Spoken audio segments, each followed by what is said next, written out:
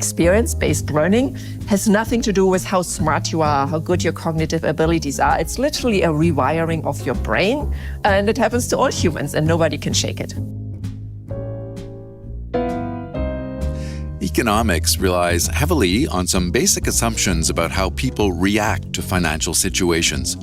But real people in the real world often deviate from those traditional economic models. And when they do, economists need to understand why. And these other explanations are tightly linked to us being humans, to not work like this perfect computer, which perfectly uses all the information that's provided to come to the correct conclusion. People might not get that exactly right. They might have limited attention. People might be making mistakes. My name is Ulrike Malmendier, and I'm a professor of finance and a professor of economics here at UC Berkeley. I also serve on the German Council of Economic Advisors to the German government. Malmendier is a behavioral economist whose innovative research has shown that people's financial decisions are heavily swayed by their past experiences. She sat down with journalist Rhoda Metcalfe to discuss how behavioral economics is helping the field of economics keep up with the times. Traditional economic theory tends to assume that people always react in the same way to an economic opportunity. But behavioral economists like yourself say that's not how it works. People are not consistent. They're actually driven by a lot of psychological factors that economists need to consider. Can you talk about that? Yeah, I'd love to. The most recent wave of behavioral economics tries to emphasize that we are living, breathing organisms who change over the course of our life, who, if we have good or bad experiences, our willingness to take risk will change over our lives. And that's, of course, scary for an economist who just wants to study data and doesn't want to mess around with different assumptions. But it will make it more realistic. And the good news is we have a lot of evidence from neighboring STEM fields, whether it's cognitive science, whether it's psychiatry, neuroscience, biology, medicine. There's lots of evidence we can actually start incorporating into our models, and that will help us to better understand why the same stimulus might lead to a very different reaction, whether you look pre or post great financial crisis, pre or post pandemic, or whatever experience you want to look at. Right. So it helps to solve the conundrum that sometimes your data doesn't always follow the same route that you expect. Exactly. And of course, the hope is it does so in a predictable way. You know, just before the financial crisis, the young people have mostly seen good outcomes and might be too optimistic in their attitudes and beliefs, say housing. They might think house prices will just always increase no matter what. Older generations are maybe a little bit wiser because they've seen more ups and downs. Now the great financial crisis hits, in particular the mortgage crisis hits, that hugely affects how the younger generation looks at the value of being a homeowner, for example, right, and should drastically change them and make them, more cautious about absolutely having to buy a home, maybe waiting a little bit for wealth accumulation and not go for the most risky type of mortgage financing. So can you give me an example of a behavioral economics concept or theory that traditional economics would not explain? Yeah, if I can start from work I've done on overconfidence. Okay. So for years and decades, researchers have wondered why so many CEOs, successful CEOs, go out and go on an acquisition spree and try to acquire companies which maybe even work in industries they're not so familiar with.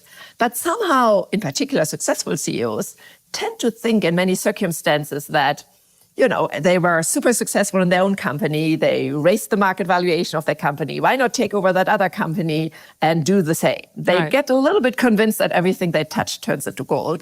And that's something that a lot of practitioners have talked about.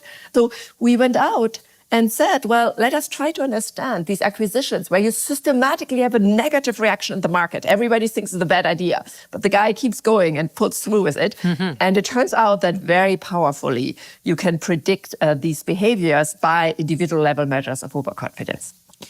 I mean, how do you decide how much overconfidence a particular CEO has, though? Are there measures for that? Yeah, it's very hard because, of course, if you were just, for example, to go by what they say, pushing their strategy, talking super optimistically, well, that's not a measure of overconfidence. That's the job of a CEO to sound optimistic about what they're doing. So what my co-author, Jeff Tate, at the University of Maryland and I did is we basically looked for ways to discover who puts their money where their mouth is. And specifically what I mean is that some CEOs put a lot of their own personal money in their company. Okay. Some really seem to believe that the world hasn't understood how great their company is and that under their glorious leadership, it will keep increasing and put a lot of their own personal money in it. So with the best intentions, right? They're not trying to cheat anybody. They're really believing in it. And exactly those CEOs do too many mergers. They go into industries where they don't really know so much about it. So that's basically the innovation we came up, precisely finding a measure that worked in this context. All right. So there was another example that you used, which I thought was very interesting. The example of the generation of Germans who grew up on either side of the Berlin Wall, which I guess came down around the end of the 1980s. And as you explain in your work, now these two groups have quite different investment behaviors. So what's going on there? Yeah, so that is another behavioral factor I'm really interested in. And we've coined the word experience effects or experience-based learnings to describe it. So looking back in the past of how you got here, did you grow up with a silver spoon in the mouth, or did you grow up in poverty in a family where there was a scarcity of food? Will have a lasting impact on you. That will affect you, that will affect your brain, that will rewire your brain. And these kind of experiences stay with you. So if you compare two people who look exactly the same today, same job, same prospects, same wealth, etc., how they got there, their past experiences, has a huge influence on their financial decision, on their labor choices, on everything. Now, the good thing in the East-West Germany example is that after the reunification, East and West Germans pretty much live in the same world and have the same institutional environment. And so we can hold all of these circumstances constant and can ask the question, do we still detect long-lasting effects of having grown up under communism in a world where the regime talked very negative about capital markets and capital market investments, where the stock exchange under Lenin is the height of the enemy to be combated. It's sort of the height of capitalism. Exactly that. And does that stay with you? And that's precisely what we found. People who grew up in the GDR in East Germany who often reported, look, I was protesting against the regime. I went on the streets. I was part of these demonstrations. I risked my life to get to change. And yet I have to admit that what I was exposed to in terms of propaganda, in terms of view of the world, it's kind of staying with me. I can't shake it easily. And that's kind of what we find with respect to stock market investment and attitudes towards capital markets and stock market more generally. There's a much more negative attitude and much less willingness to invest in capital markets compared to West Germans. What's super interesting is that it's colored by how you experience your life in East Germany. Right. If you had a pretty good life in East Germany, for example, they were pretty good at sports. There was lots of subsidization and actually doping to achieve like gold medals in the Olympic Games and so on. And if you lived in a village or in a city where there were celebrated sports stars, that was just one example of having a somewhat good life, then you definitely stick to the old ideology. If instead you really suffered under the old regime, there was, for example, terrible air pollution. If you lived in one of these areas that was affected, or you lived in a traditionally religious area, and religion was, of course, suppressed, then you really had your reservations against that communist regime. And as a result, now you're embracing the change. And you're much more ready to say, market economy is good. I love stock market investment. I'm ready to do this. Right. So if you didn't do well under communism, you're more likely to be invested in the stock market than if you had a good experience. Exactly. And what is important to emphasize is we're not necessarily talking about doing well under communism or not financially, like whether your wealth was good or bad. No, it might have been physically, it might have been culturally, and yet it translates into these financial decisions. Right. Interesting. You use the example of Henry Wallach, who was a member of the U.S. Federal Reserve Board. And you argue that his experiences in his youth had a big impact on the kind of policy decisions that he made later as a federal leader. So why do you use that example? What I love about this example is that it conveys very well a second important point about behavioral economics, namely that people often thought that these deviations happen only, to the average consumer or the average investor, the person on the street. A smart person, somebody who gets a PhD in economics, teaches at Yale and rises the rank at the Federal Reserve, would surely not make these type of behavioral biases. And in fact, we see that nobody can shake them. Even somebody like Henry Wallach, who had a most successful career as an economist in the US after having, being born in Germany in 1914, grown up and seen in his youth the Weimar hyperinflation, then left with his family for ultimately the US.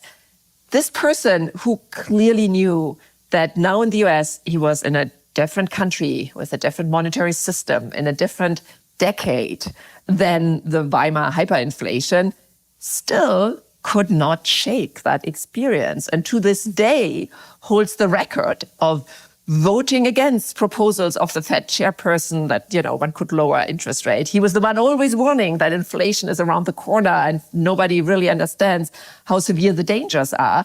And so it's not a big jump to think, probably he was quite scarred by what he personally experienced in Germany. So he is just a really good example for illustrating how these biases, in this case, experience-based learning, has nothing to do with how smart you are, how good your cognitive abilities are. It's literally a rewiring of your brain that happens to humans, and it happens to all humans, and nobody can shake it.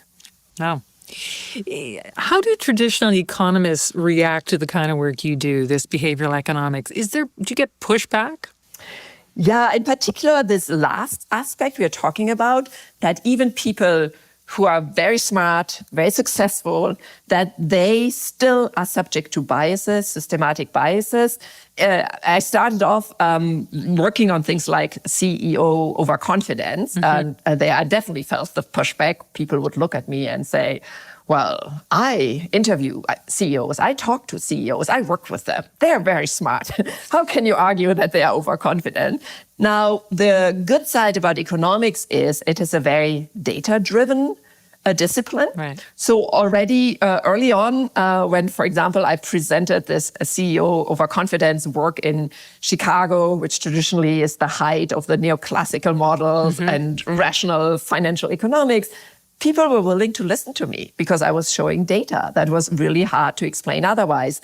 And I have to admit, it was helpful that we had the great financial crisis. I'm not sure whether my work on depression babies and learning from inflation experiences would have landed so well and would have been published so well if people hadn't realized, well, something is deeply wrong with the models we have been using so far. So again, being a data-driven science is really helpful if you come to the table with a very disruptive new way of looking at things. Right. Okay.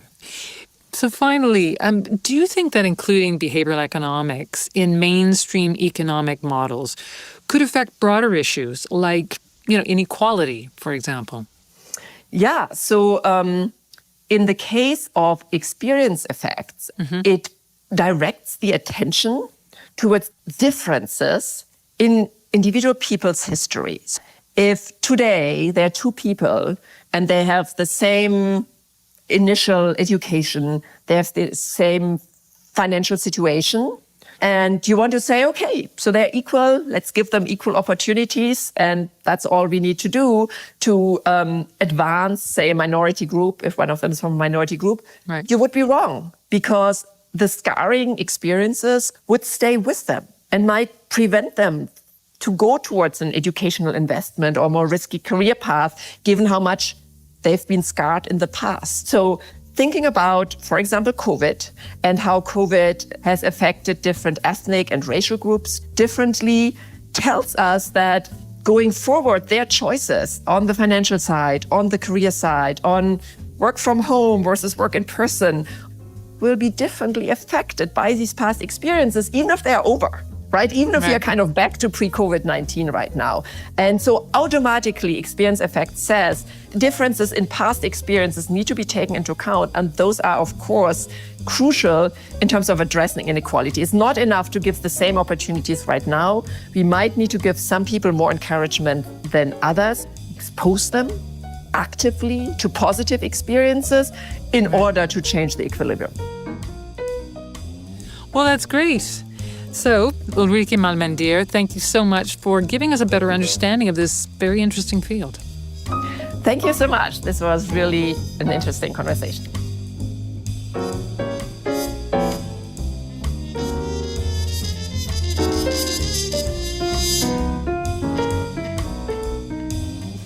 Again, that was economist Ulrike Malmendier speaking with journalist Rhoda Metcalfe. Look for Malmendier's article on behavioral economics in the March issue of Finance and Development magazine. And look for more IMF podcasts wherever you get your podcasts. You can also follow us on X, what used to be Twitter, at IMF_podcast. I'm Bruce Edwards. And I'm Rhoda Metcalfe. Thanks for listening.